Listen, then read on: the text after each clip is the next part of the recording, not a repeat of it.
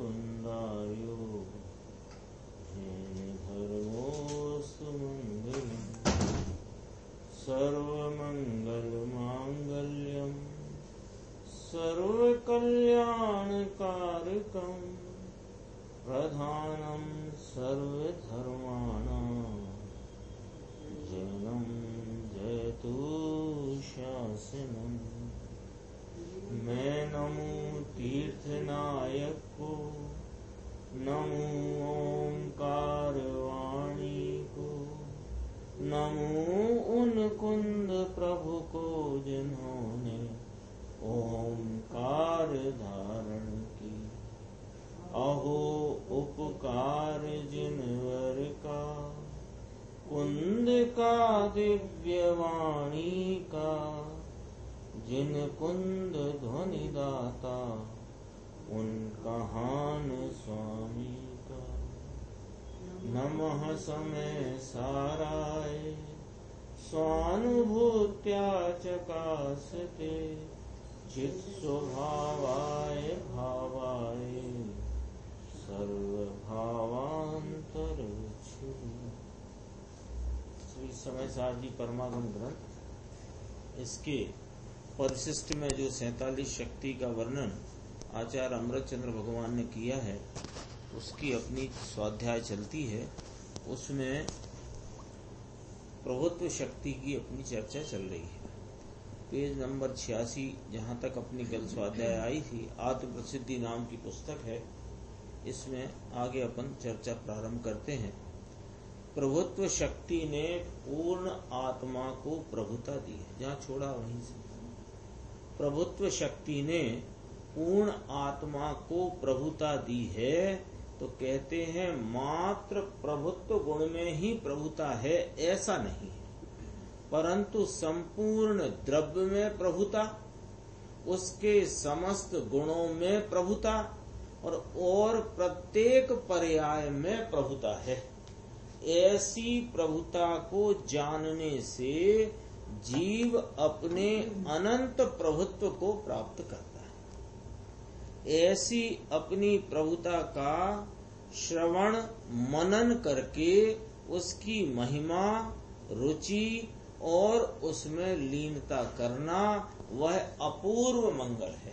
देखो गुरुदेव श्री की व्याख्या का क्रम देखो कि अपनी प्रभुता का श्रवण मनन करके, पहले तो सुना ही नहीं हो कि यह आत्मा प्रभुत्व स्वरूप त्रिकाल स्वाधीन तत्व है और अपनी स्वाधीनता से जिसका प्रताप अखंडित पने शोभायमान है, ऐसी प्रभुत्व शक्ति स्वरूप मैं हूँ, ये कभी सुना ही नहीं हो तो क्या हो। तो सुना हो तो पहले ये श्रवण कर, सुने कि मैं कौन हूँ, जिसके जानने से मेरा कल्याण होता है। तो श्रवण करना, तो श्रवण करके क्या करना कि छोड़ देना कि नहीं, फिर मनन करना। मनन करने का अर्थ है उसको विचार श्रेणी में लेके आना। क्या चर्चा आई, क्या आचार्य भगवान फरमाते हैं, यह मुझे किस प्रकार ये बात समझ में आती है, समझ में आने पर भी ऐसा भाव भाषण क्यों नहीं है, आदि इत्यादि प्रकार का मनन होता है। और मनन कहो, चिंतन कहो, मंथन कहो, विचार श्रेणी में उस विषय का घोलन कहो। यह मनन करके फिर क्या होगा कि इस ज्ञायक तत्व की महिमा होगी। तो ये एक एक क्रम है, देखना इसमें क्रम बहुत गजब का है। अपनी प्रभुता माने प्रभुत्व शक्ति स्वरूप में द्रव्य से प्रभु, गुण से प्रभु, पर्याय से प्रभु हूँ, ऐसा जो उपदेश श्रवण किया, तो उपदेश भी कौन सा सुनना कि ये ही सुनना। ये आज ही आया था, अभी अपने चल रही थी ना सीडी में, उसमें से भी बताता हूँ आपको, बहुत गजब की उसमें व्याख्यान था। ये श्रवण से ही मिला की बात थी। यहाँ गुरुदेव श्री ने फरमाया था कि भगवान जो राग रहित है, ऐसे आत्मा की दृष्टि को कराने की बात करे, वही उपदेश सुनने लायक है। और यदि ये ना बैठे आपको और ऐसा उपदेश ही न मिलता हो तो धूल भी सुनना नहीं ते काई, इसमें लिखा धूले सांवड़व्यू नथी काई, मत ही सुनना, सुनने ही मत जाना। जिसमें राग की मंदता करते करते अथवा इस प्रकार की भूमिका में मंद कषाय के प्रवर्तन से, राग की मंदता से, व्रत उपवास आदि से, यात्रा दान आदि से तेरे को धीरे धीरे सम्यक दर्शन आदि प्राप्ति होगी, ऐसा उपदेश देता हो तो सुनना ही मत, मना किया है। अभी और कहेंगे, देखो, एवो उपदेश न मळे तो धूले सांवड़ियू नथी ते काई कहो मलुकचंद भाई। फिर कहते हैं, देखो इसी के बाद कि सब लोग तो ऐसा कहते हैं, सब सुनो, तो कहते हैं दुनिया पूरी कहे कि कषाय की मंदता से, दया दान व्रत उपवास आदि की प्रवृत्ति से तेरे को ये पात्रता जग जाएगी और ये हो जाएगा और तेरे को धीरे धीरे सम्यक दर्शन हो जाएगा। तो कहते हैं पूरी दुनिया यही कहे। तो पूरी कहे, अरे पूरी क्या, पूरे तो विपरीत प्ररूपणा प्राप्त कर, विपरीत प्ररूपणा करने वाले पूरी दुनिया में कहा ये बात कौन सुनाने वाला है कि तू द्रव्य से प्रभु, गुण से प्रभु, पर्याय से प्रभु, कौन सुना रहा है ये?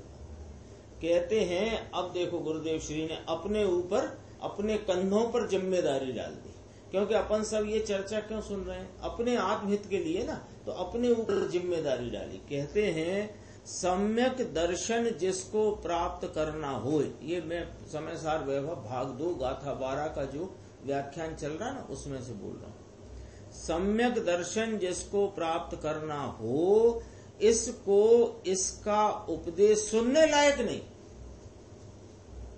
सुनना ही नहीं, सुनने लायक नहीं, यहां ऐसा कहते हैं। समझ में आया? तो कहा कि देखने जाने में क्या बाधा है, हमको तो गुणग्राही होना चाहिए। सबकी बात सुनो, जो गुण है वे ले लो, अवगुण छोड़ दो। तुम बहुत बड़े जानकार हो गए, क्या गुण और क्या अवगुण। अरे यह वक्ता में ऐसी कोई प्रभावशैली होती है, चाहे वे विपरीत प्ररूपणा करने वाले हों, वे भी ऐसे तर्क कुतर्कों से बात कहते हैं कि तुम क्या गुण ग्रहण करोगे, अवगुण ग्रहण कर लो, क्योंकि वे गुण सुनाई कर रहे हैं। देखो इसका जवाब दिया, गुणग्राही ना हो क्या साहब, ऐसा पूछा तो कहा गुणग्राही किसको कहना है? मिथ्यात्व के भाव को गुणग्राही कहते हो? राग से लाभ होगा, निमित्तों से लाभ होगा, तेरी शरीर की, देह की क्रिया, ब्रह्मचर्य से लाभ होगा, ये जो मिथ्यात्व का उपदेश है इसे तुम गुणग्राही कहते हो?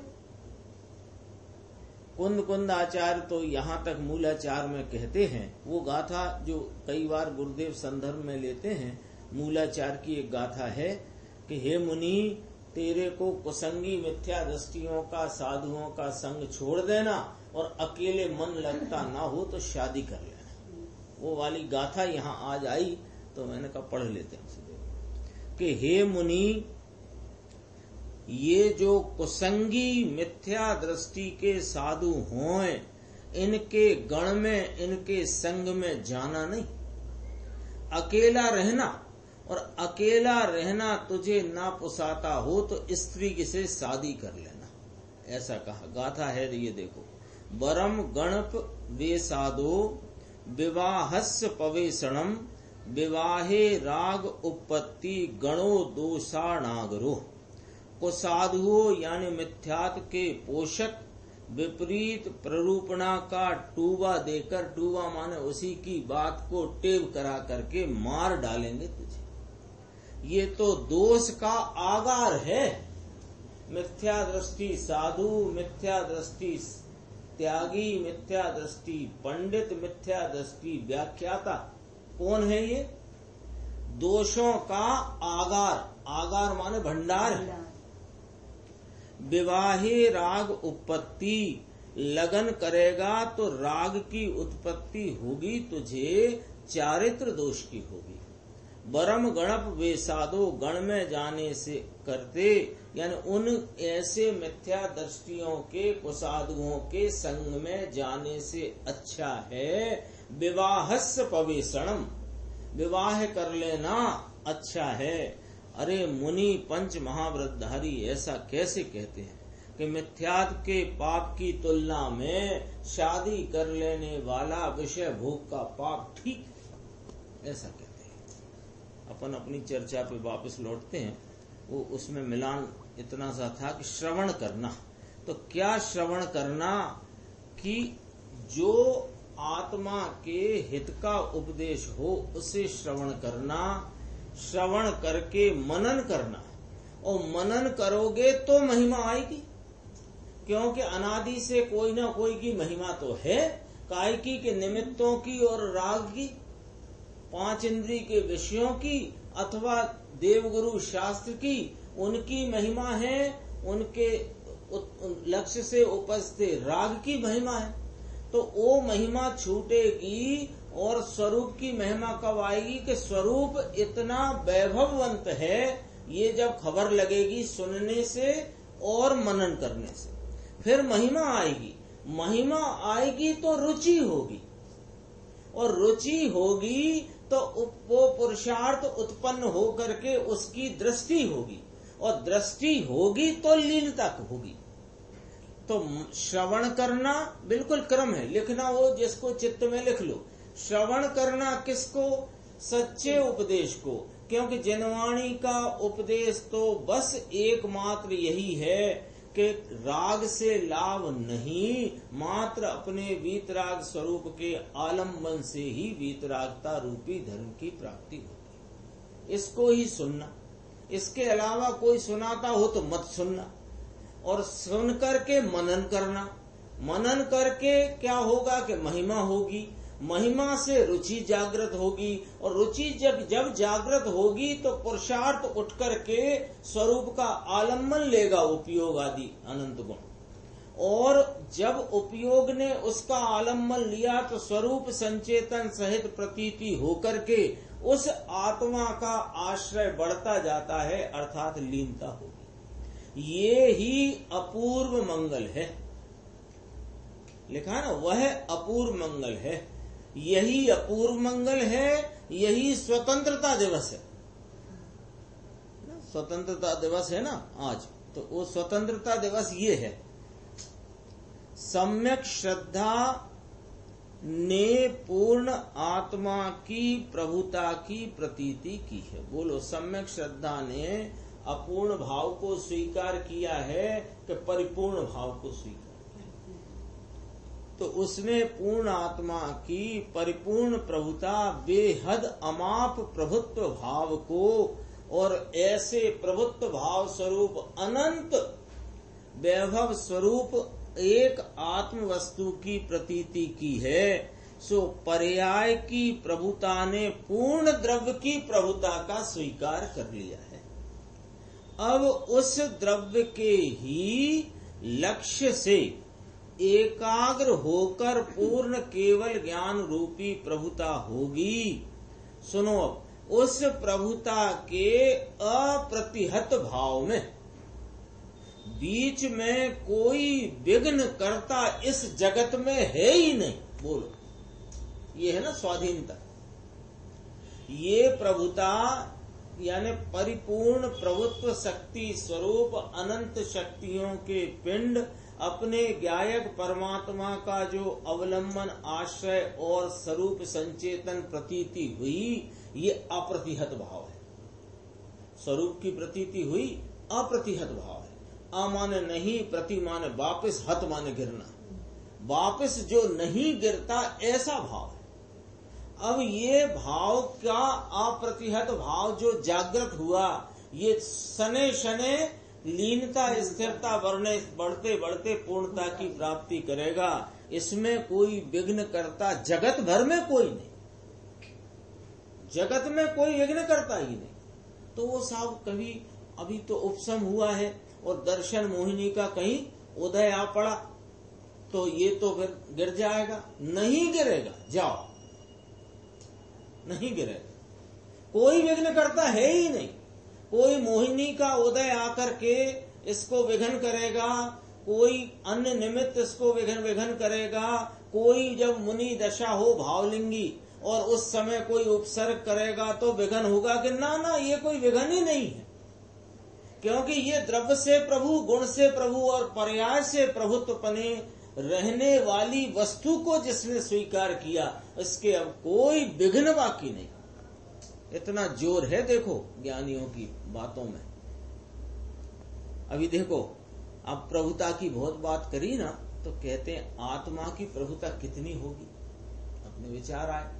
अब जैसे कभी किसी की चर्चा चलती हो, घर में कि फलाने की बच्चे की शादी फलाने घर में हुई है, उनके यहाँ तो बहुत संपत्ति, बहुत मकान जमीन जायदाद है, तो फिर वो उसको सुन करके लगता कितनी है ऐसा लगे ना, तो वो क्या इतनी है, तो वो क्या है कि जिज्ञासा उधर की है ना, उधर यहाँ जिज्ञासा जगी कि आत्मा की प्रभुता कितनी है महाराज, आप इतना वर्णन करते हो। तो सुनो, तो उसने पूछा आत्मा की प्रभुता कितनी होगी साहब, क्या मेरू पर्वत जितनी होगी? तो कहते हैं कि नहीं, मेरू की उपमा तो उसे बहुत छोटी होगी। तेरे विषय हाँ उपमा नहीं है, लेकिन उसने पूछा ऐसे कि हमने जगत में सुना है कि मेरू बड़ा विशाल है, 1,00,000 योजन ऊंचा, जिसकी 1,000 योजन की तो मूल है, ऐसा कोई विशाल भाव है, विशाल वस्तु है मेरू पर्वत। तो उसने उसका अंदाज लगाने को पूछा, जैसे कहे ना उनकी तो साहब इतनी बड़ी कोठी, कितनी बड़ी कोठी, गंज बराबर होगी, ऐसे पूछे। तो उसने मेरू बराबर होगी क्या? तो उसके चित्त में विशालता के ख्याल में विशाल चीज आई मेरू, तो कहा मेरू बराबर होगी। अरे मेरू की उपमा तो उसे बहुत छोटी है, क्षेत्र की विशालता से आत्मा की प्रभुता का माप नहीं निकलता। एक समय की पर्याय में अनंत मेरुओं को जान ले, ऐसा उसकी भाव प्रभुता का सामर्थ्य है। आत्मा की एक ज्ञान पर्याय एक साथ समस्त लोकालोक को जान लेती है, तथापि अभी उससे अनंत गुना जान ले ऐसी तो सामर्थ्य बाकी रह जाती। एक ज्ञान गुण की एक परिपूर्ण केवल ज्ञान एक समयवर्ती दशा, उसकी सामर्थ्य, क्योंकि वो सामर्थ्य ज्ञान स्वभाव की सामर्थ्य है मूल तो। इसलिए लोकालोक की उपमा से भी एक ज्ञान पर्याय के सामर्थ्य का भी परिपूर्ण माप नहीं निकलता, तब फिर इस पूर्ण आत्मा के सामर्थ्य की क्या बात की जाए, कितनी बात की जाए। कुछ उपमा भी नहीं है। उपमा यदि तुम चित्त में विचारो तो वह उपमा भी ऐसे समुद्र में बिंदु के समान लागू पड़ती है। आत्मा की सुनो, आत्मा की एक पर्याय की इतनी बड़ी प्रभुता का जिसे विश्वास और आदर हुआ, वह जीव अपनी पर्याय में किसी पर का आश्रय नहीं मानता। जब इतनी महिमावंत वस्तु, इतना महान पदार्थ में हूँ, ऐसा जो भरोसा आया, कैसा महान पदार्थ कि जिसके एक ज्ञान गुण की एक समय की खिली हुई परिपूर्ण अवस्था में अनंत लोकालोक भी हों, तो वह सब ग्रासीभूत हो जाए। ग्रासीभूत हो जाए का मतलब ग्रास हमेशा छोटा होता है, इसलिए ग्रासीभूत हो जाए माने ये भी कम पड़ जाते हैं। तो कहते हैं जब ऐसे स्वभाव स्वरूप आत्मा की तेरे महिमा विश्वास आदर हुआ, तो कौन को होगा किसी पर का आश्रय। तो किसी पर का आश्रय नहीं मानता, राग का आदर नहीं करता, अपूर्णता में उपादेय भाव नहीं रहता। ले साहब 3 बातें करी। किसी पर का आश्रय करूं ऐसा भाव ही नहीं होता।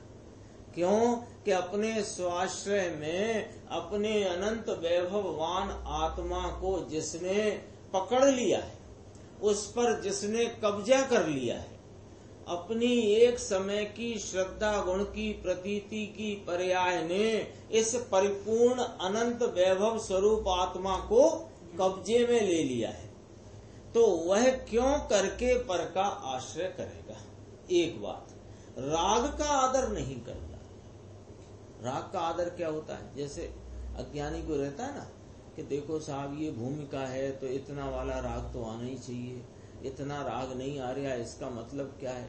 अरे ये राग का आदर उसे है ही नहीं, अपने स्वरूप को पकड़ा है, फिर वो ये भी नहीं गिनता कि ऐसा राग क्यों नहीं आ रहा, और अपूर्णता में उसे उपादेय भाव नहीं। अपूर्णता कैसी कैसे कहते हैं, देखो कि अभी 5वां काल है, यहाँ भरत क्षेत्र में ऐसे जीवों की ऐसी योग्यता वाले जीव हैं कि जिनके बहुत स्वरूप की सावधानी होकर के स्वरूप प्रतीति स्वरूप संचेतन यानी रत्नत्रय की प्राप्ति होकर के अधिक से अधिक 7वां गुण स्थान होता है, इससे ऊपर का गुण स्थान नहीं होता। वो उसमें क्षेत्र और काल का कोई दोष नहीं है, वो जीव की योग्यता इस प्रकार। लेकिन ऐसा जीव भी इस काल में इस भरत भूमि पर जो अपने स्वभाव का जिसको विश्वास और आदर हुआ है, उसको ये नहीं कि अभी तो साहब 7वां ही होता है तो अपन 7वें तक आ गए, बस बढ़िया। पूर्णता का एकमात्र परिपूर्ण अवस्था का लक्ष्य है, और एकमात्र परिपूर्ण आत्मा लक्ष्य में है। 2 शब्द बोले लक्ष्य, एक ला के बाद आधा छा है और या है। लक्ष्य माने टारगेट, टारगेट तो टारगेट तो परिपूर्ण भाव का है, और लक्ष्य माने दृष्टि परिपूर्ण स्वभाव की। वह तो पूर्ण स्वभाव के आश्रय से परिपूर्ण दशा प्रकट करके ही रहेगा। पीछे कहा था अप्रतिहत भाव जब उपजा जागृत हुआ तो कोई जगत की वस्तु उसे विघ्न बाधा कर सकती नहीं। पूर्ण ध्येय को लक्ष्य में लिए बिना जो प्रारंभ होता है वह सच्चा प्रारंभ नहीं है। श्रीमद् का आता है पूर्ण ध्येय को लक्ष्य में लिए बिना जो प्रारंभ हो, क्या प्रारंभ हुआ, पूर्ण ध्येय को लक्ष्य में लिया नहीं। पूर्ण लक्ष्य, हाँ वही श्रीमद् का वाक्य है ना, उसी की बात कहते हैं कि पूर्णता के लक्ष्य से ही शुरुआत सच्ची शुरुआत है। हाँ, तो कोई कहे कि अभी तो 7वां गुण स्थान होता है, अभी तो सम्यक दर्शन ही होता है, तो सम्यक दर्शन का लक्ष्य से शुरू करता हूँ तो तू ये दया दान व्रत में ही फंस जाएगा, ये शुरुआत ही नहीं। फंसेगा, वो फंसेगा ही नहीं। जिसने पूर्णता को लक्ष्य करो है नहीं, आपने सुना, जिसने इतना स्वीकार किया कि अभी तो भैया सम्यक दर्शन ही हो जाए तो इतना ही अच्छा है, ऐसा जिसके लक्ष्य में ध्येय में वर्तता है वो तो इधर उधर ही टाइम पास कर देता है। क्योंकि यहाँ अपन पढ़ रहे हैं पूर्ण ध्येय को लक्ष्य में लिए बिना जो प्रारंभ होता है वह सच्चा प्रारंभ नहीं है ना। ये बात इधर से कही, श्रीमद् ने उधर से कही कि पूर्णता के लक्ष्य से शुरुआत ही सच्ची शुरुआत है। उसी बात को यूं कही, दोनों तरफ से समझ कि पूर्णता के लक्ष्य के बिना जो कुछ शुरुआत हुई हो वो सच्ची शुरुआत नहीं है। ये बात कहना यहाँ लिखा यह है कि नहीं, क्योंकि पूर्ण ध्येय जिसके लक्ष्य में नहीं आया वह तो अपूर्ण दशा का और विकार का आदर करके वहीं अटक जाएगा। ये कहना है, दयादान में अटकेगा कि नहीं, वहीं अटक जाएगा राग के विकार के आदर में। उसे पूर्णता की ओर का प्रयत्न प्रारंभ नहीं होगा। अरे जिसे आत्मा की प्रभुता का विश्वास आया उसे पूर्णता के लक्ष्य से प्रारंभ हो गया, इसलिए उसके आत्मा में सम्यक दर्शन रूपी प्रभात उजेला सवेरा हो गया, अंशतः सुप्रभात हो गया है। परसों आया था शायद एक शब्द आया था गुरुदेव का, 11वीं 12वीं गाथा चल रही है ना इसी संदर्भ में, कि पूर्णता के लक्ष्य से पूर्ण स्वभाव के आश्रय है। किसका आश्रय? पूर्ण का। पर आश्रय अपूर्ण है। पूर्णता का लक्ष्य से पूर्ण का आश्रय है, आश्रय अपूर्ण है। और अपूर्ण आश्रय के काल में जितना पराश्रय है वो व्यवहारने का विषय तेते काले जाना हुआ प्रयोजन। 11वीं 12वीं गाथा चल रही है उसमें।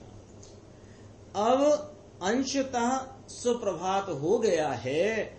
अब अल्प काल में सुप्रभात प्रकट होगा और केवल ज्ञान रूपी जगमगाता हुआ सूर्य उदित होगा।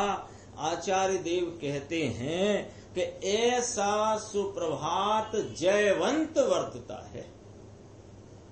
वह सुप्रभात प्रकट होने के पश्चात कभी अस्त नहीं होता। कौन सा? सम्यक दर्शन रूपी सुप्रभात। ये अस्त नहीं होता।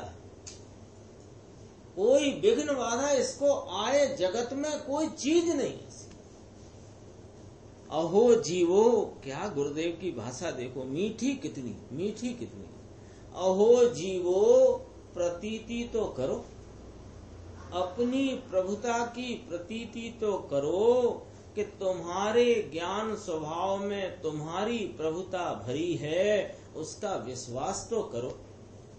सर्वज्ञ भगवान कहते हैं, आचार्य भगवंत कहते हैं, ज्ञानी धर्मात्मा कहते हैं, वे कहते हैं कि तुम्हारे स्वभाव में अनंत अनंत अनंत बेहद प्रभुता। मैं एक समय के विकार जितना तुच्छ नाम पामर नहीं हूँ, परंतु मेरा आत्मा 3 लोक का चैतन्य नाथ है।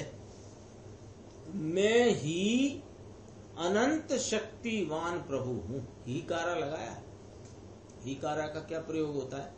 ही कारा माने अन्न का, सबका निषेध। तो सबका निषेध कि सबका पंच परमेष्टि का भी, कि हाँ इस आत्मा जो मेरा वैभव स्वरूप वस्तु पदार्थ 3 लोक का चैतन्य नाथ है, मेरे आगे किसी की शक्ति नहीं। क्योंकि मेरी शक्ति तो मेरी शक्ति मुझकी, मेरे लिए, अन्न की शक्ति उनके लिए।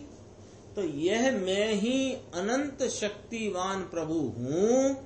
इस प्रकार अपनी प्रभुता का ऐसा दृढ़ विश्वास करो कि पुनः कभी किसी अनुकूल या प्रतिकूल संयोग में सुख या दुख की कल्पना न हो और अखंड प्रतापवंत केवल ज्ञान प्राप्त करने में बीच में विघ्न न आए। विश्वास तो करो। ये क्या कहना चाहते हैं यहाँ देखो कि अपनी ऐसी प्रभुता त्रिकाल स्वरूप विद्यमान है, हाजरा हुजूर मौजूद तत्व है, उसका विश्वास करो। ये इस चक्कर में न रहो कि यदि ऐसा उदय आया, ऐसा संयोग आया तो मेरा ये धर्म चला ना जाए, मेरी धर्म की परिणति आनंद की परिणति का घात न हो जाए, और यह मैं अपने प्रतापवंत केवल ज्ञान की प्राप्ति के जिस मार्ग पर आगे बढ़ रहा हूँ या बढ़ूंगा तो उसमें कोई विघ्न ना आए। ये सब बातों की चिंता छोड़ दो। ये कहते हैं इन सब की चिंता में तुमको कुछ लाभ होने वाला नहीं है, और अपना जो अचिंत स्वरूप आत्मा का वैभव भाव है वो तुम्हें प्राप्त होगा नहीं। फिर कहते हैं देखो, अखंड प्रताप वाली स्वतंत्रता से शोभायमान पना वह प्रभुता का लक्षण है। प्रभुत्व शक्ति इसको कहते हैं।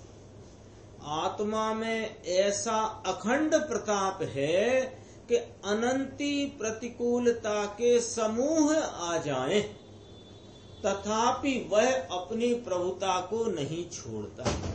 इसका विश्वास करो। ऐसे अपने चैतन्य नाथ का विश्वास करो कि अनंती प्रतिकूलता के, यहाँ समूह लिखा ना, गुरुदेव की भाषा में बोलता हूँ, अनंती प्रतिकूलता नो गंज आवी जावे तो भी यह अपनी प्रभुता को नहीं छोड़ता। किसी के अधीन होने का उसका स्वभाव नहीं। ये आत्मा मैं शुद्धात्म वस्तु परमात्म तत्व किसी के अधीन हूं, ऐसा मेरा स्वभाव नहीं। उसे किसी पर का आश्रय नहीं करना पड़ता। तो साहब ये जो राग रूपी पर आश्रय वर्तमान में वो पर के आश्रय में वर्तता उपयोग, उधर उपजता हुआ राग, आकुलता का भाव, ये सबके अधीन जीव ही हुआ है ना। कर्मों ने तो इसे अधीन किया नहीं। आप ही फरमाते हो कि यह जो अपनी परिणति में अपराध के भाव से प्रवृत्ति उत्पन्न हुई है, वो कोई कर्म ने तो इसे अधीन किया नहीं है, तो ये स्वयं ही उसके अधीन हुआ है ना। तो आप ऐसा क्यों कह रहे हो कि किसी के अधीन होने का स्वभाव नहीं है? तो भैया तुमने ध्यान नहीं दिया, हमने क्या कहा, स्वभाव नहीं है उसका, यानी स्वभाव ही नहीं कि ये पराश्रय में जाए और पर वस्तु इसे अपनी तरफ अधीन करे, ऐसा भी नहीं है। ये तो एक एक समय में होती हुई विकार की जो अद्धर दशा है, ये अद्धर दशा में अपराध है, दोष है, पराधीनता है। स्वभाव त्रिकाल स्वाधीन है और पर के अधीन होए ऐसा वस्तु का स्वभाव नहीं, और पर किसी को अपने अधीन करे ऐसा पर का स्वभाव। बिल्कुल ऐसी की ऐसी बात को समझना पड़ेगा। जब तक समझ में नहीं आए तो उसे फिर क्या करना पड़ेगा, मनन करना पड़ेगा। किसी के अधीन होने का उसका स्वभाव नहीं है, उसे किसी पर का आश्रय नहीं करना पड़ता, किसी के ओजस्व में प्रभुता में वह चकाचौंध नहीं हो जाता है यह आत्मा। तो कौन हो रहा है चकाचौंध अनादि से, कि वो एक समय की कृत्रिम क्षणिक उत्पन्न होती हुई विकार पर में सावधानी की पर्याय वो स्वतः अद्धर से उत्पन्न हो रही है। ये बात समझ में नहीं आए तो गुरुदेव से ही अपन पूछेंगे, आज पूछेंगे, कल पूछेंगे, लेकिन बात ये समझना ही पड़ेगी। ऐसी स्वाधीन प्रभुता से आत्मा शोभायमान है। आत्मा के स्वभाव से बड़ा जगत में कोई है ही नहीं, तब फिर उसे किसका भय। जो जीव कल्पना करके राग से या संयोग से अपनी प्रभुता को खंडित मानता है, वह मिथ्या दृष्टि है। उसे यहाँ आचार्य देव उसकी प्रभुता बतलाते। क्या करता है ये अज्ञानी अनादि से जीव, कि कल्पना करके कोई प्रकार के राग से, किसी प्रकार के संयोग निमित्त से मेरी प्रभुता खंडित है, ऐसा मानते। क्यों? बात तो आपकी सच्ची है कि जितने भी जगत के जीव हैं, जो निगोद में सो ही मुझ में सो ही मुख हजार, सो सब जितने जीव हैं सभी सिद्ध समान है। तो स्वभाव से सिद्ध समान है, जी बात तो हमने मान ली आपकी, लेकिन अभी तो इसका स्वभाव खंडित पड़ा हुआ है, मिथ्या तो चल रहा है, इसके दोष चल रहा है, इसके दुख चल रहा है। वो ऐसा करके इसने क्या माना है कि भले मैं स्वभाव से बलवान हूं, लेकिन ये निमित्तों के कारण, ये कर्म के उदय के कारण, बरतते हुए राग के कारण मेरा सब गड़बड़ हो रहा है। तो ये कौन है? ये दृष्टि का नाम क्या है? मिथ्या दृष्टि। तो नहीं हो रहा क्या साहब? उसका प्रश्न आ सकता है उसके कारण कि नहीं हो रहा क्या साहब? कि नहीं हो रहा, क्या नहीं हो रहा? कि तेरा स्वभाव खंडित ही नहीं हो रहा। तो ये क्या हो रहा है कि ये पर्याय में एक समय की कृत्रिम अवस्था में तेरा संसार चला आ रहा है। ये स्वभाव संसार को छूता नहीं, संसार स्वभाव को छूता नहीं, और संसार कर्म में से आता नहीं, कर्म संसार को देता नहीं। ये मामला ऐसा है।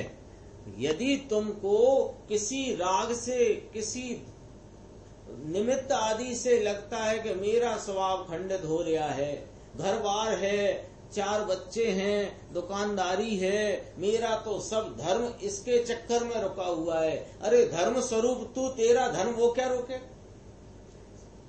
तो स्वयं अपनी कल्पना से वहां पर राग और संयोग को देखकर मानता है कि मेरे स्वभाव की खंडता हो गई है, खंडित हो गया है, अभी तो मेरे मिथ्यात्व चल रहा है और आप कह रहे हो तू सिद्ध समान शुद्ध है। अरे तू सिद्ध समान शुद्ध स्वीकार तो कर दे, मिथ्यात्व फित्यात्व तो उड़ता फिरेगा।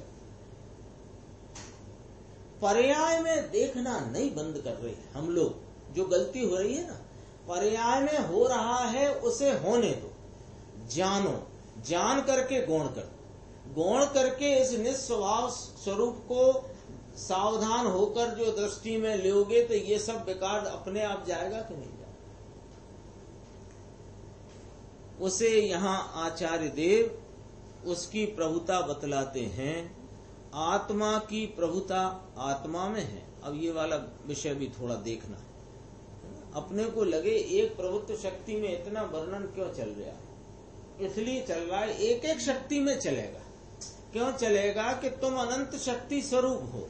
यहाँ तो मात्र 47 शक्तियों की चर्चा है, लेकिन उसमें ही तुम्हें अपने शक्ति स्वरूपता का, अपने वैभव का विश्वास होकर अपने स्वरूप की दृष्टि हो जाए, ऐसा आचार्य परमात्मा का, गुरुदेव श्री का, अनंत ज्ञानियों का यह अभिप्राय है।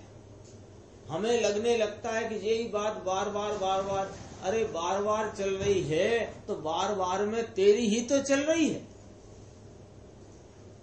शादी और विवाह में 10-20 रिश्तेदार इकट्ठे होते हैं ना, और अपनी बात उधर दूसरे कोने में 4 लोग कर रहे हों तो वहां जाकर बैठता है, रात भर करे तो रात भर सुनता है। ये तो भैया इनका तो कहना ही क्या, इनने उनका ये काम निपटा दिया, इनका ये काम निपटा दिया, रात भर सुनेगा बैठ के। यहाँ अपने को 1 घंटे में घबराहट हो सकती है, नहीं होती। हालांकि आत्मा की प्रभुता आत्मा में है और जड़ की प्रभुता जड़ में है।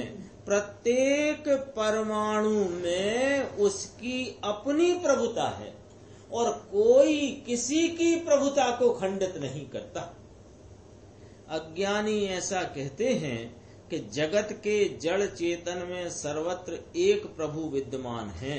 उनकी बात मिथ्या है, झूठी है। यहाँ तो कहते हैं कि चेतन में और जड़ में यानी सर्व पदार्थों में अपनी अपनी स्वतंत्र प्रभुता विद्यमान है।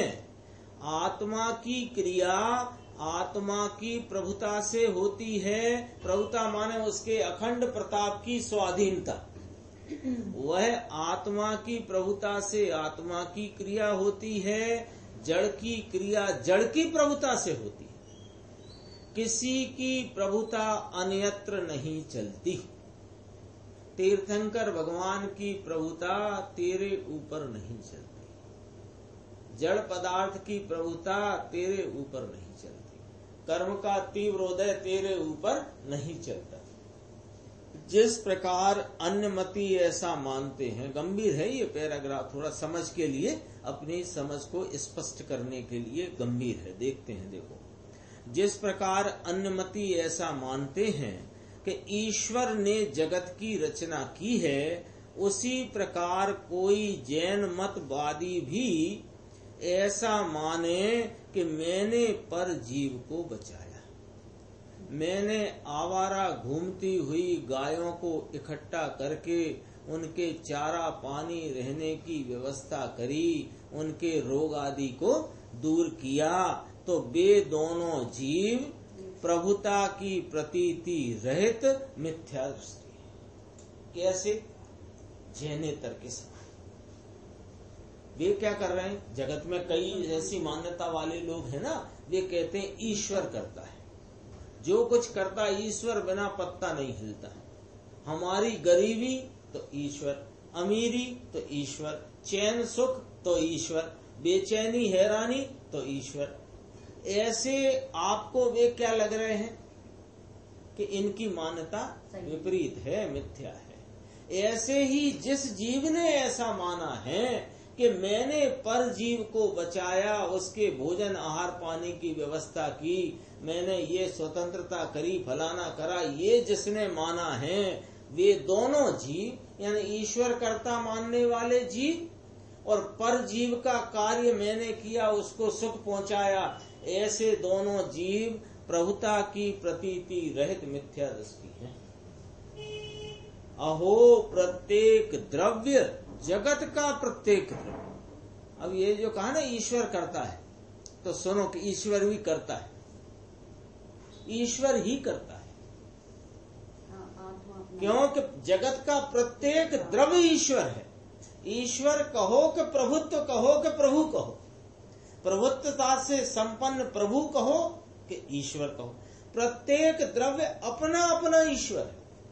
एक एक परमाणु के जिसका दूसरा विभाग नहीं हो सकता, ऐसा वह स्वतंत्र स्वाधीन अखंड प्रताप वाला परमाणु स्वयं से ईश्वर है। अपनी अपनी प्रभुता में स्वतंत्रता से शोभायमान है। यहाँ तो अपने जीव की अपनी प्रभुता की बात है। अपनी प्रभुता से च्युत होकर खिसक कर हटकर पर का आश्रय मानने में जीव की शोभा नहीं है। राग आदि से जीव की शोभा नहीं है। जीव की शोभा तो अपनी प्रभुत्व शक्ति से, इसमें ही है ना, इसमें ही शब्द है सालित्व लक्षणा। सालित्व लक्षणा माने शोभायमानपना। शोभायमानपना कैसे है इसका कि अखंड प्रताप वाला जो इसका स्वाधीनता का भाव है उससे इसकी शोभा है। उस प्रभुता की प्रतीति करना ही धर्म है। प्रभुत्व शक्ति को मानने से अखंड आत्मा प्रतीति में आता है, वही धर्मी की दृष्टि में उपादेय है। देखो यह स्वतंत्रता की घोषणा है। यह स्वतंत्रता का ढंढोरा प्रत्येक आत्मा को प्रभु घोषित करता है। परमेश्वर कहाँ रहता है? प्रश्न। प्रभु को कहाँ ढूंढना? तो कहते हैं तू ही अपना प्रभु है। तेरा प्रभु तुझसे बाहर अन्यत्र कहीं नहीं है। तेरे आत्मा में ही प्रभुत्व शक्ति है, इसलिए आत्मा स्वयं ही परमेश्वर है। अंतर्मुख दृष्टि करके उसका विश्वास करो। जिस प्रकार सूर्य और अंधकार कभी एक नहीं होते तथा सूर्य और प्रकाश कभी पृथक नहीं होते। देखो उदाहरण बहुत गजब का, सीधा सच्चा सरल उदाहरण है। जैसे सूर्य और अंधकार कभी एक साथ नहीं पाए जाते, ठीक है, ऐसे ही सूर्य और प्रकाश कभी पृथक नहीं पाए जाते। उसी प्रकार भगवान चैतन्य सूर्य रागादि अंधकार के साथ कभी एक नहीं होता और अपने ज्ञान प्रकाश से वह कभी पृथक नहीं होता। ऐसे आत्मा की श्रद्धा करना वह अपूर्व सम्यक दर्शन। पहले हुआ नहीं तो अपूर्व कहा। देखो तो सही, एक एक शक्ति के वर्णन में आचार्य भगवान ने कितने गंभीर भाव भर दिए हैं। इस एक ही शक्ति में प्रताप, अखंडता, स्वतंत्रता, शोभा और प्रभुता 5 बोल रखे थे। पढ़ा था, पढ़ना चाहो तो पढ़ोगे, निकालते संस्कृत में उसमें है ना। अच्छा मैं पढ़ता हूँ। अखंडित, प्रताप, स्वातंत्र, सालित्व, लक्षणा, प्रभुत्व, शक्ति। अखंडित 1, प्रताप 2, स्वातंत्र माने स्वाधीनता 3, सालित्व माने शोभायमानपना, ऐसा लक्षण उसका नाम प्रभुता। 5 बोल रखे। एक एक शब्द में कितना गंभीर भाव आचार्य भगवान किए जाते हैं। देखो, समस्त आत्माओं में प्रभुत्व शक्ति एक सी। अब ये वाला एंगल भी जरा दिखाते हैं। अभी कितने हर पैराग्राफ में 2 पैराग्राफ, एक पैराग्राफ में अलग अलग बात आ रही है। पहले अपनी आत्मा की द्रव्य में प्रभुता, गुण प्रभुता, पर्याय में प्रभुता। ऐसा प्रभुत्व स्वरूप जिसने आत्मा स्वीकार किया, उसकी आत्मा में प्रभुत्व शक्ति और अनंती शक्तियां एक साथ उछलती हैं और अप्रतिहत भाव की जागृति होती है कि ऐसा प्रभु ये है कि इसका कोई कभी विघ्न होए, ऐसा नहीं। एक बात तो ये चली थी, एक वो उपदेश की भी बात चली थी। फिर इसके बाद बात चली कि जड़ चेतन सब अपने अपने में ईश्वर है। कोई फिर चली बात कि सूर्य अंधकार जिस प्रकार एक नहीं होते, उसी प्रकार यह चेतन वस्तु और राग कभी एक होते नहीं, और ज्ञान प्रकाश से ये चैतन्य भगवान कभी पृथक होता नहीं। अब देखो, अब क्या बात आई, देखो, समस्त आत्माओं में प्रभुत्व शक्ति एक सी है। बहुत अच्छा उदाहरण है। जिस प्रकार गेहूं का ढेर पड़ा हो तो उसमें प्रत्येक दाना पृथक पृथक है, लेकिन गेहूं की जाति एक ही है? तो उसे पीसकर आटा बनाने से सभी दानों में से क्या प्राप्त हुआ है? गेहूं का ही आटा प्राप्त होता है। ठीक है, किसी दाने में से ज्वार का आटा या धूल नहीं निकल आती। गेहूं का ढेर पड़ा है, ऐसे मान लो ज्यादा नहीं, 10 किलो गेहूं, 10 किलो गेहूं का जो ढेर है, इसमें प्रत्येक दाना पृथक पृथक है, लेकिन एक ही जाति का है। एक ही जाति का होने से उसको जो पीस करके आटा प्राप्त हुआ वो गेहूं का ही आटा है, कोई ज्वार बाजरा का नहीं है, धूल धक्कड़ मिट्टी का। ठीक है, उसी प्रकार विश्व में अनंत आत्माओं का समूह, अनंत है ना आत्मा, तो वे सब पृथक पृथक है। उसमें प्रत्येक आत्मा पृथक है, लेकिन प्रत्येक आत्मा में अपनी अपनी चैतन्य प्रभुता भरी है। तो चैतन्य प्रभुता की तरफ से सब आत्माएं समान है, लेकिन अपनी अपनी आत्मा और अपनी अपनी चैतन्य प्रभुता से सब में पृथक बना है। अब और कहते हैं, उसे पीसकर आटा बनाने से, आत्मा का आटा कैसे बनता है कि प्रतीति करके परिणमन करने से, अपने अन्य सब पराश्रय को छोड़कर, निमित्त राग और एक समय की पर्याय के लक्ष्य को छोड़कर, उपयोग जो स्वरूप का आलम्बन लेकर के अपनी श्रद्धा गुण की पर्याय में प्रतीति करके परिणमित होता है, तो वो प्रकार के परिणमन में एक साथ अनंत गुणों की प्रभुता का परिणमन होता है। परंतु आत्मा की प्रभुता परिणमित होकर उसमें से राग प्रकट हो, ऐसा उसका स्वरूप नहीं है। गेहूं 10 किलो पीसो, उसमें ज्वार का आटा निकल आए, ऐसा उस गेहूं का स्वरूप नहीं है। ऐसे ही इस आत्मा का आलम्बन लेकर प्रतीति रूप परिणमन हुआ, उस परिणमन में राग विकार आ जाए, ऐसा इसका स्वरूप नहीं। अहो धर्मी जानता है कि मेरी स्वाधीन प्रभुत्व शक्ति अनादि अनंत है। अब यहाँ अपना जो गड़बड़ी है उसकी यहाँ पर बताते हैं। जैसे डॉक्टर के पास जाने पर रोग बताते हैं ना कि आपको ये रोग है, ऐसे यहाँ पर अपनी क्या त्रुटि दोष अपराध है वो बताते थे। पहले कहाँ से बात शुरू करी? धर्मी से। अहो धर्मी जानता है मेरी स्वाधीन प्रभुत्व शक्ति, इतने में 5 बोल लगा लो। अखंड प्रताप वाली स्वाधीनता से शोभायमान प्रभुत्व शक्ति अनादि अनंत है। मेरी प्रभुता को किसी दूसरे की आवश्यकता नहीं है, तभी तो प्रभु कहलाया। जिसको दूसरे की आवश्यकता हो उसे प्रभु नहीं कहते। जिसे किसी की आवश्यकता नहीं, ऐसे भाव को प्रभुत्व भाव कहते हैं। तो यह मेरी प्रभुता को किसी दूसरे की आवश्यकता नहीं है, एक बात। और कर्म आदि से यह मेरी प्रभुता खंडित नहीं होती, चाहे जैसे रोग, क्षुधा, तृषा आदि अनंत प्रतिकूलताएं आए, तथापि मेरी प्रभुता का एक अंश भी कोई खंडित नहीं कर सकता। बोलो, ये धर्मी की इस प्रकार की दृष्टि है। अस्थिरता हो सकती है, वो अस्थिरता को भी धर्मी अपने खाते में तो रखता ही नहीं। और अधर्मी की अब यहाँ व्याख्या करते हैं। अधर्मी की गड़बड़ी क्या है वो बताना है।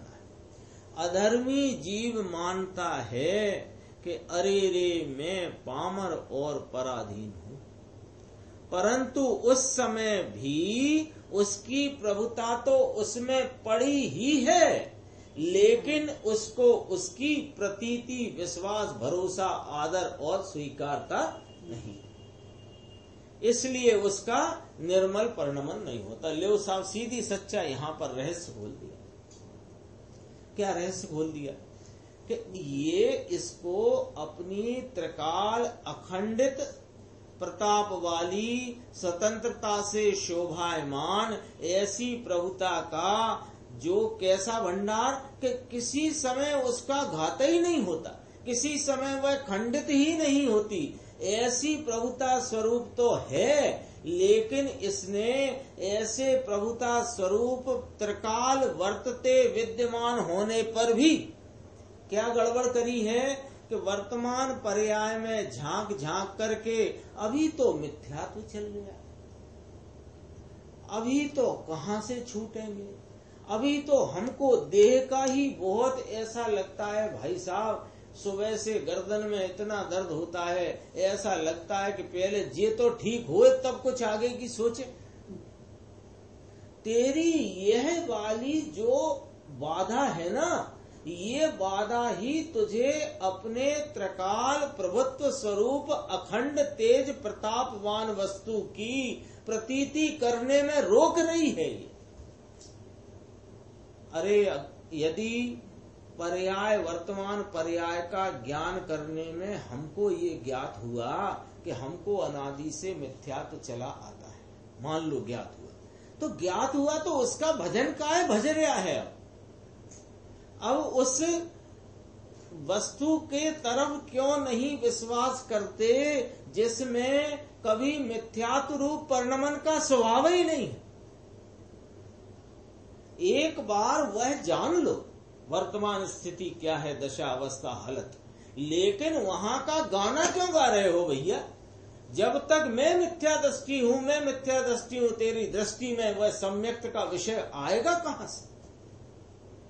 अरे ऐसी खोल खोल करके ऐसी अद्भुत अद्भुत महिमा आपके हमारे सामने उस महापुरुष पूज्य गुरुदेव श्री ने व्यक्त कर दी, प्रकट कर दी, खोल खोल के दिखा दी, फिर भी कहो अभी तो मिथ्यात्व है। एक बार इसका विश्वास तो करो, किंतु उसे उसकी प्रतीति नहीं है, इसलिए उसका निर्मल परिणमन नहीं होता। भैया क्यों नहीं हो रहा निर्मल परिणमन? कि मलिनता में बैठा बैठा उस मलिनता से छूट जाऊं ऐसे नहीं छूटता। यह जो निर्मल स्वभाव है इसका विश्वास कर, मलिनता चली जाए। प्रभुता को भूलकर एकांत पामरता का स्वीकार किया है, यह एकांत मिथ्यात्व है। ले ये तेरा मिथ्यात्व तो यही है। क्या? पामरता का स्वीकार। पामरता को भूलकर प्रभुता के स्वीकार में पामरता चली जाती है। इससे अच्छा कौन उपाय बताएगा? बोल, यही उपदेश सुनना चाहिए। श्री कार्तिकेय अंतरिक्षा में कहते हैं कि सम्यक्त्वी, अब जरा देखना क्या गजब की बात करी, सम्यक्त्वी अपने आत्मा को तृण समान मानता है। वहां तो प्रभुता की प्रतीति सहित पर्याय के विवेक की बात है। पर्याय का विवेक माने पर्याय में होती अवस्था का ज्ञान है ना। और वो 12वीं गाथा में क्या, तेते काले ते जाने लो प्रयोजन वांछे, वो वाली बात। वहां तो प्रभुता की प्रतीति सहित पर्याय के विवेक की बात है। अहो कहाँ दिव्य केवल ज्ञान और कहाँ मेरी अल्पज्ञता। गणधर परमात्मा भी ऐसे ही जाने माने नहीं। ऐसा विवेक करके द्रव्य के आश्रय से, परिपूर्ण स्वभाव के आश्रय से पूर्ण पर्याय प्रकट करने की भावना भाता है। यदि अकेली पामरता को ही माने और प्रभुता को न पहचाने तो पामरता को दूर करके प्रभुता लाएगा कहां से? निमित्तों में से, राग में से। अरे अपने को राग वाला या देहादि वाला मानने से अपनी प्रभुता का अपमान होता है। उसका अज्ञानी को भान नहीं। प्रत्येक समय स्वयं अपनी वर्तती एक एक समय की अवस्था में अपना अपमान करता जा रहा है।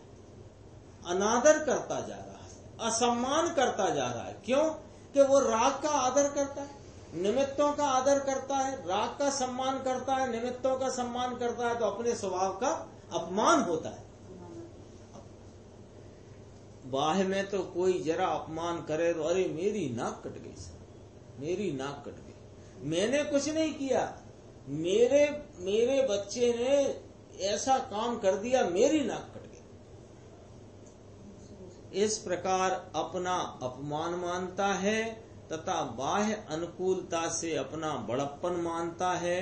वह देह दृष्टि है, वह बहिरात्मा है, मिथ्या दृष्टि है। अंतरात्मा धर्मी जीव तो ऐसा निशंक है, कब? सदैव ऐसा निशंक है कि बाह्य में कोई अपमान करे, शरीर को छेद डाले, तो भी मेरी प्रभुता नष्ट करने की शक्ति किसी में नहीं है, ऐसी दृढ़ प्रतीति रहती है, वर्तती है।